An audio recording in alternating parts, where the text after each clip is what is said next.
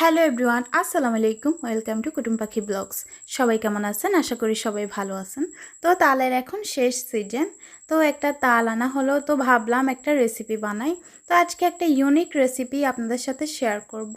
তো চলেন কিভাবে কি করলাম আপনাদের সাথে তা শেয়ার করি। তো সবার প্রথমেই আমি তালটা এখানে গ্রেটার দিয়ে গ্রেট করে নিচ্ছি। আপনারা যারা তাল নিতে খুবই কষ্ট হচ্ছে তারা এই পদ্ধতিটা ট্রাই করতে পারেন, খুবই সহজ পদ্ধতি। তো পিঠা বানানোর জন্য আমি এখানে নারকেল পুর রেডি করে নিলাম। তারপর একে একে তালগুলো দিয়ে, কাঁচা তাল, এটা কাঁচা তাল দিয়ে এখানে হালকা চিনি অ্যাড করব, কারণ হচ্ছে তালটা খুবই মিষ্টি ছিল। তো চিনি, লবণ দিয়ে, চালের গুঁড়া দিয়ে ডো করে নেব সুন্দর করে।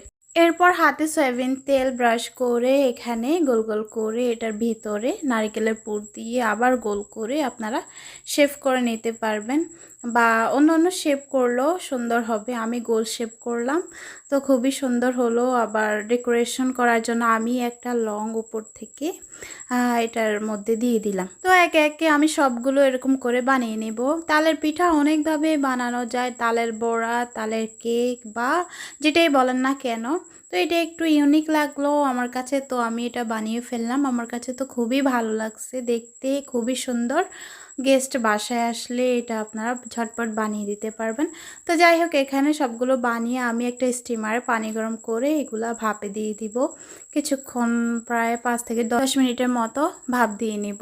দেখুন কি সুন্দর লাগছে পিঠাগুলো। আমাদের দেশীয় এক ধরনের টক কাউ ফল আছে, ওইগুলোর মতোই দেখা যাচ্ছে। আমার কাছে তো খুবই ভালো লাগছে, আবার ফুলের মতোও দেখা যাচ্ছে। তো যাই হোক, এগুলা ভাপ দেওয়া হয়ে গেছে, আমি এগুলা এক এক করে উঠিয়ে নিচ্ছি।